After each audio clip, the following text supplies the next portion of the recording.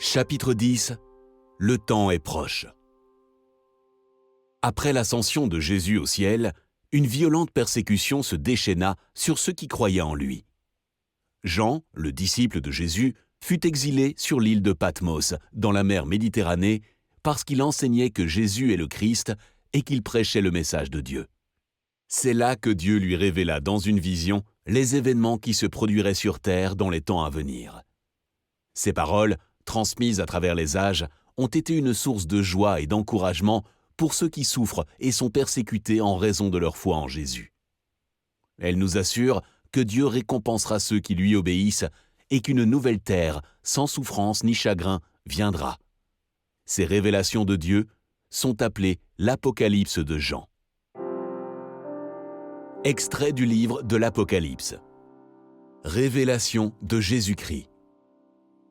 Cette révélation, Dieu l'a confiée à Jésus-Christ pour qu'il montre à ses serviteurs ce qui doit arriver bientôt. Et Jésus-Christ, en envoyant son ange, l'a fait connaître à son serviteur Jean. En tant que témoin, celui-ci a annoncé la parole de Dieu que Jésus-Christ lui a transmise par son propre témoignage. Il a annoncé tout ce qu'il a vu. Heureux celui qui donne lecture des paroles de cette prophétie et ceux qui les entendent et qui obéissent à ce qui est écrit dans ce livre, car le temps est proche. Il nous aime, il nous a délivrés de nos péchés par son sacrifice, il a fait de nous un peuple de rois, des prêtres au service de Dieu, son Père. À lui donc soit la gloire et le pouvoir pour l'éternité. Amen. Voici, il vient, au milieu des nuées, et tout le monde le verra, même ceux qui l'ont transpercé, et toutes les familles de la terre se lamenteront à cause de lui. Oui, Amen. Moi je suis l'alpha et l'oméga, dit le Seigneur Dieu, celui qui est, qui était et qui vient, le Tout-Puissant. Moi, Jean, votre frère, qui partage avec vous la détresse, le royaume et la persévérance dans l'union avec Jésus, j'étais dans l'île de Patmos parce que j'avais proclamé la parole de Dieu et le témoignage rendu par Jésus. Le jour du Seigneur, l'Esprit de Dieu se saisit de moi et j'entendis derrière moi une voix forte, pareille au son d'une trompette. Elle disait « Inscris dans un livre ce que tu vois ». Je me retournai pour découvrir quelle était cette voix, et l'ayant fait, voici ce que je vis. Il y avait 7 chandeliers d'or, et au milieu des chandeliers, quelqu'un qui ressemblait à un homme. Il portait une longue tunique, et une ceinture d'or lui entourait la poitrine. Sa tête et ses cheveux étaient blancs comme de la laine blanche, oui, comme la neige. Ses yeux étaient comme une flamme ardente, et ses pieds étincelaient comme du bronze incandescent au sortir d'un creuset. Sa voix retentissait comme celle des grandes eaux. Dans sa main droite, il tenait 7 étoiles, et de sa bouche sortait une épée aiguisée à double tranchant. Son visage était éblouissant comme le soleil quand il brille de tout son éclat. Quand je le vis, je tombai à ses pieds, comme mort. Alors, il posa sa main droite sur moi en disant « N'aie pas peur. Moi, je suis le premier et le dernier, le vivant. J'ai été mort, et voici, je suis vivant pour l'éternité. Je détiens les clés de la mort et du séjour des morts. Écris donc ce que tu as vu, ce qui est, et ce qui va arriver ensuite. Que celui qui a des oreilles écoute ce que l'Esprit dit aux églises. Au vainqueur, je donnerai à manger du fruit de l'arbre de vie qui est dans le paradis de Dieu. Au vainqueur, la seconde mort ne causera pas de mal. Le vainqueur portera ainsi des vêtements blancs. Je n'effacerai jamais son nom du livre de vie. Je le reconnaîtrai comme mien en présence de mon Père et de ses anges. Voici ce que dit celui qui s'appelle Amen, le témoin digne de foi et véridique, celui qui est au commencement de la création de Dieu. Tu dis, je suis riche, j'ai amassé des trésors, je n'ai besoin de rien. Et tu ne te rends pas compte que tu es misérable et pitoyable, que tu es pauvre, aveugle et nu. Moi, ceux que j'aime, je les reprends et je les corrige. Fais donc preuve de zèle et change. Voici, je me tiens devant la porte et je frappe. Si quelqu'un entend ma voix et ouvre la porte, j'entrerai chez lui et je dînerai avec lui et lui avec moi.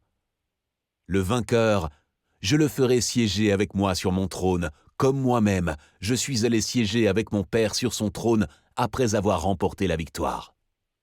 Que celui qui a des oreilles écoute ce que l'Esprit dit aux églises. Après cela, je vis une porte ouverte dans le ciel. Et la voix que j'avais entendue me parler au début et qui résonnait comme une trompette me dit « Monte ici, et je te montrerai ce qui doit arriver après cela. » À l'instant, l'Esprit se saisit de moi. Et voici, il y avait un trône dans le ciel, et sur ce trône, quelqu'un siégeait. Celui qui siégeait avait l'aspect d'une pierre de jaspe et de sardoine. Un arc-en-ciel entourait le trône, brillant comme l'émeraude. Autour du trône se trouvaient 24 trônes. Et sur ces trônes siégeaient 24 représentants du peuple de Dieu.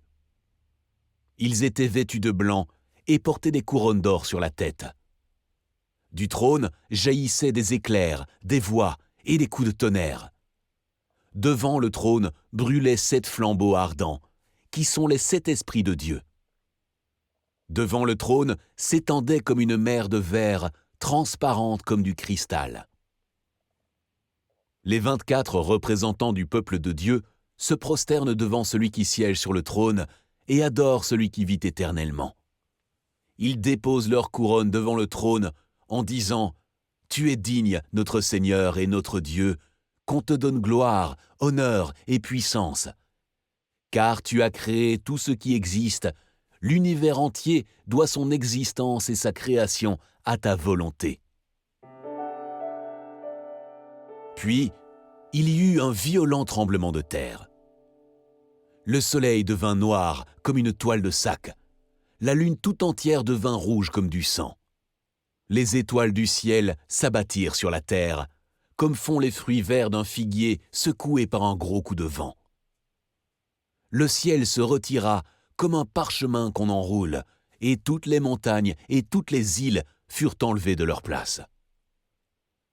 Les rois de la terre et les hauts dignitaires, les chefs militaires, les riches et les puissants, tous les esclaves et tous les hommes libres allèrent se cacher au fond des cavernes et parmi les rochers des montagnes.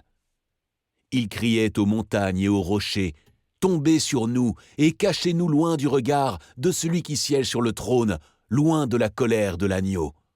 Car le grand jour de leur colère est arrivé. Et qui peut subsister ?» Après cela, je vis une foule immense que nul ne pouvait dénombrer. C'étaient des gens de toute nation, de toute tribu, de tout peuple, de toute langue. Ils se tenaient debout devant le trône et devant l'agneau, vêtus de tuniques blanches, et ils avaient à la main des branches de palmier. Ils proclamaient d'une voix forte « Le salut appartient à notre Dieu qui siège sur le trône et à l'agneau. » Et tous les anges se tenaient debout autour du trône, des représentants du peuple de Dieu et des 4 êtres vivants. Ils se prosternèrent face contre terre devant le trône et ils adorèrent Dieu en disant « Amen, à notre Dieu soit la louange, la gloire et la sagesse, la reconnaissance et l'honneur, la puissance et la force pour toute éternité.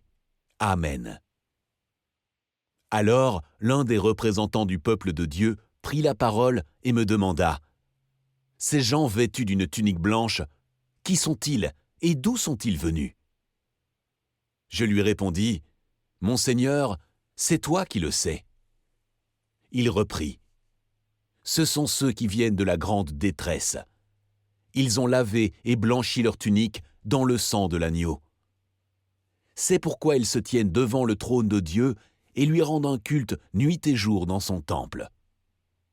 Et celui qui siège sur le trône les abritera sous sa tente. Ils ne connaîtront plus ni la faim ni la soif.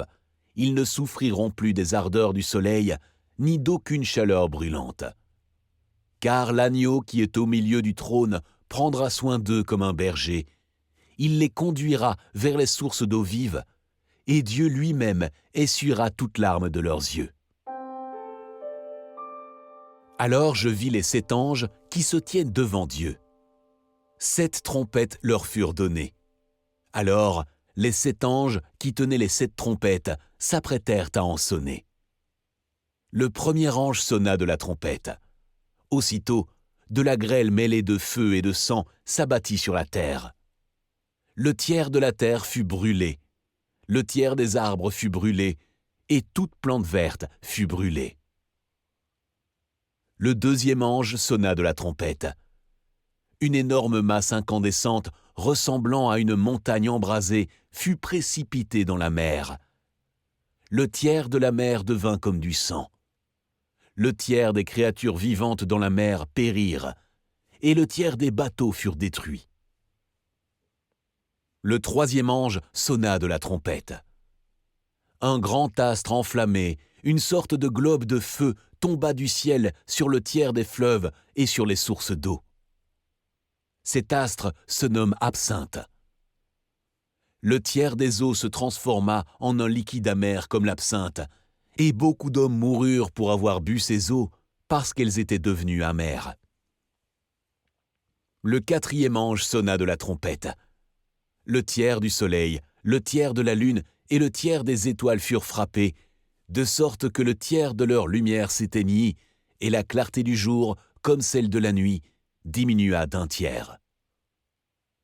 Alors je vis un aigle qui planait au zénith, et je l'entendis crier d'une voix forte.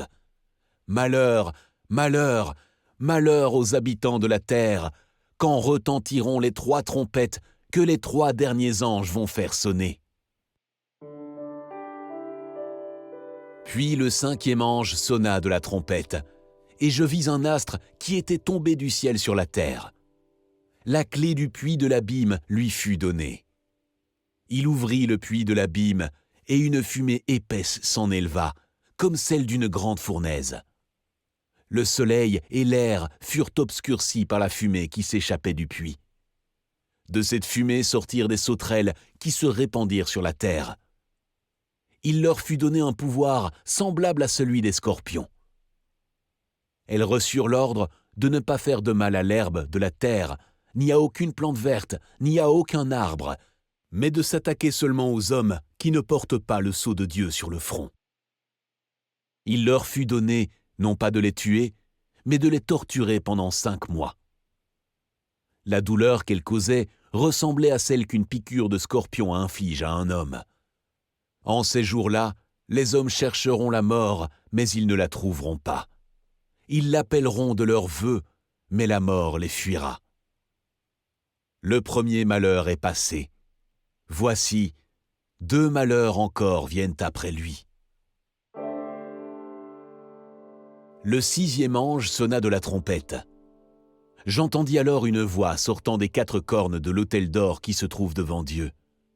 Elle disait au 6e ange qui tenait la trompette, « Libère les 4 anges qui sont enchaînés au bord du grand fleuve, l'Euphrate. » On délia donc les 4 anges tenus prêts pour cette heure, ce jour, ce mois et cette année, afin qu'ils exterminent le tiers de l'humanité. Ils étaient 200 millions de cavaliers combattants. C'était leur nombre tel que je l'entendis. Voici comment, dans ma vision, je vis les chevaux et leurs cavaliers. Ils portaient des cuirasses rouge feu, bleu turquoise et jaune soufre. Les têtes des chevaux rappelaient celles des lions, et leurs gueules crachaient du feu, de la fumée et du soufre. Par ces 3 fléaux qui sortaient de leurs gueules, le feu, la fumée et le soufre, le tiers de l'humanité fut exterminé. Car le pouvoir des chevaux se trouvait dans leur gueule et dans leur queue. En effet, leur queue ressemblait à des serpents. Elles étaient pourvues de têtes qui leur servaient à nuire. Mais le reste des hommes qui avaient survécu à ces fléaux ne renoncèrent pas aux œuvres de leurs mains. Ils ne cessèrent pas d'adorer les démons ainsi que les idoles d'or, d'argent, de bronze, de pierre et de bois, bien qu'elles soient incapables de voir, d'entendre et de bouger. Ils ne renoncèrent pas à leur meurtre, à leurs pratiques magiques, à leur immoralité et à leur malhonnêteté. Ensuite, je vis un autre ange puissant descendre du ciel, enveloppé d'une nuée. Un arc-en-ciel auréolait sa tête. Son visage rayonnait comme le soleil, et ses jambes ressemblaient à des colonnes de feu. Dans sa main, il tenait un petit livre ouvert. Il posa son pied droit sur la mer et le gauche sur la terre. Alors, l'ange que j'avais vu debout sur la mer et sur la terre leva la main droite vers le ciel et jura solennellement par celui qui vit éternellement, qui a créé le ciel et tout ce qui s'y trouve, la terre et tout ce qui s'y trouve, la mer et tout ce qui s'y trouve. Désormais, il n'y aura plus de délai. Au jour où retentira la trompette du 7e ange, tout le plan secret de Dieu s'accomplira, comme il l'a annoncé à ses serviteurs, ses prophètes. Le 7e ange sonna de la trompette, et des voix retentirent dans le ciel. Le royaume du monde a passé maintenant aux mains de notre Seigneur et de son Messie. Il régnera éternellement. Et les 24 représentants du peuple de Dieu qui siègent devant Dieu sur leur trône se prosternèrent la face contre terre et adorèrent Dieu en disant « Seigneur Dieu Tout-Puissant, qui est et qui était, nous te disons notre reconnaissance, car tu as mis en œuvre ton immense puissance pour établir ton règne. » Les autres peuples s'étaient soulevés dans leur fureur, mais ta colère est arrivée. L'heure est venue où tous les morts seront jugés et où tes serviteurs, les prophètes et les membres du peuple saint, eux qui te craignent, petits et grands, seront récompensés. C'est aussi le moment où ceux qui détruisent la terre seront détruits. Ensuite, je vis un grand trône blanc et celui qui y était assis. Le ciel et la terre s'enfuirent loin de sa présence. Ils disparurent sans laisser de traces. Je vis les morts, les grands et les petits, comparaissant devant le trône. Des livres furent ouverts. On ouvrit aussi un autre livre, le livre de vie. Les morts furent jugés, chacun d'après ses actes, suivant ce qui était inscrit dans ces livres. La mer avait rendu ses naufragés, la mort et le royaume des morts avaient rendu ceux qu'ils détenaient, et tous furent jugés, chacun conformément à ses actes. Puis la mort et le séjour des morts furent précipités dans l'étang de feu. Cet étang de feu, c'est la seconde mort. On y jeta aussi tous ceux dont le nom n'était pas inscrit dans le livre de vie. Puis je vis un ciel nouveau et une terre nouvelle, car le premier ciel et la première terre avaient disparu, et la mer n'existait plus.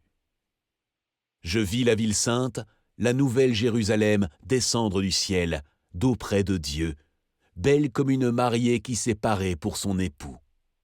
Et j'entendis une forte voix venant du trône qui disait « Voici la tente de Dieu avec les hommes. Il habitera avec eux. Ils seront ses peuples, et lui, Dieu avec eux, sera leur Dieu. Il essuiera toute larme de leurs yeux. La mort ne sera plus, et il n'y aura plus ni deuil, ni plainte, ni souffrance. Car ce qui était autrefois a définitivement disparu. » Alors celui qui siège sur le trône déclara « Voici, je renouvelle toutes choses. » Il ajouta « Écris que ces paroles sont vraies et entièrement dignes de confiance. » Puis il me dit « C'en est fait. Je suis l'alpha et l'oméga, le commencement et la fin. À celui qui a soif, je donnerai, moi, à boire gratuitement, à la source d'où coule l'eau de la vie. Tel sera l'héritage du vainqueur. Je serai son Dieu, et il sera mon fils. Quant aux lâches, aux infidèles, aux dépravés, meurtriers et débauchés, aux magiciens, aux idolâtres et à tous les menteurs, leur part sera l'étang ardent de feu et de soufre, c'est-à-dire la seconde mort. Alors, l'un des 7 anges qui tenaient les 7 coupes pleines des 7 derniers fléaux vint me parler. « Viens, me dit-il, je te montrerai la mariée, l'épouse de l'agneau. » Il me transporta en esprit sur une grande et haute montagne, d'où il me fit voir la ville sainte, Jérusalem, qui descendait du ciel, d'auprès de Dieu. Elle rayonnait de la gloire divine. Son éclat rappelait celui d'une pierre très précieuse, celui d'un jaspe d'une transparence cristalline. Elle était entourée d'une grande et haute muraille, percée de 12 portes gardées par 12 anges, et sur ces portes étaient gravés les noms des 12 tribus d'Israël. Les 12 portes étaient 12 perles. Chaque porte était faite d'une seule perle. L'avenue principale de la ville était d'or pur, transparent comme du cristal. Je ne vis aucun temple dans la ville. Son temple, c'est le Seigneur, le Dieu Tout-Puissant, ainsi que l'agneau. La ville n'a besoin ni du soleil, ni de la lune pour l'éclairer, car la gloire de Dieu l'illumine et l'agneau lui tient lieu de lampe. Les peuples marcheront à sa lumière, et les rois de la terre viendront lui apporter leur gloire. Tout au long du jour, les portes de la ville resteront ouvertes, car il n'y aura plus de nuit. On y apportera tout ce qui fait la gloire et l'honneur des peuples. Rien d'impur ne pourra y pénétrer. Nul homme qui se livre à des pratiques abominables et aux mensonges n'y entrera. Seuls y auront accès ceux qui sont inscrits dans le livre de vie de l'agneau. Finalement, l'ange me montra le fleuve d'eau de la vie, limpide comme du cristal, qui jaillissait du trône de Dieu et de l'agneau. Au milieu de l'avenue de la ville, entre 2 bras du fleuve, se trouve l'arbre de vie. Il produit 12 récoltes. Chaque mois, il porte son fruit. Ses feuilles servent à guérir les peuples. Il n'y aura plus aucune malédiction. Le trône de Dieu et de l'agneau sera dans la ville. Ses serviteurs lui rendront un culte. Ils verront sa face et porteront son nom sur leur front. Il n'y aura plus jamais de nuit. On n'aura donc plus besoin ni de lumière d'une lampe, ni de celle du soleil, car le Seigneur Dieu répandra sur eux sa lumière, et ils régneront éternellement. L'ange me dit, « Ces paroles sont vraies et entièrement dignes de foi. Dieu le Seigneur, qui a inspiré ses prophètes, a envoyé son ange pour montrer à ses serviteurs ce qui doit arriver bientôt. » « Voici, dit Jésus, je viens bientôt. Heureux celui qui obéit aux paroles prophétiques de ce livre. Moi, Jean, j'ai entendu et vu tout cela. Après avoir entendu et vu ces choses, je me prosternai aux pieds de l'ange qui me les avait montrées, et j'allais l'adorer. Non, me dit-il, ne fais pas cela. Je suis ton compagnon de service et celui de tes frères, les prophètes, et de ceux qui obéissent aux paroles de ce livre. Adore Dieu. Et il ajouta, « Ne tiens pas secrètes les paroles prophétiques de ce livre, car le temps de leur accomplissement est proche. Que celui qui commet le mal continue à mal agir. Que celui qui est impur continue à s'adonner à l'impureté. Mais que celui qui est juste continue à faire ce qui est juste, et que celui qui est saint continue à se purifier. » Oui, dit Jésus, je viens bientôt.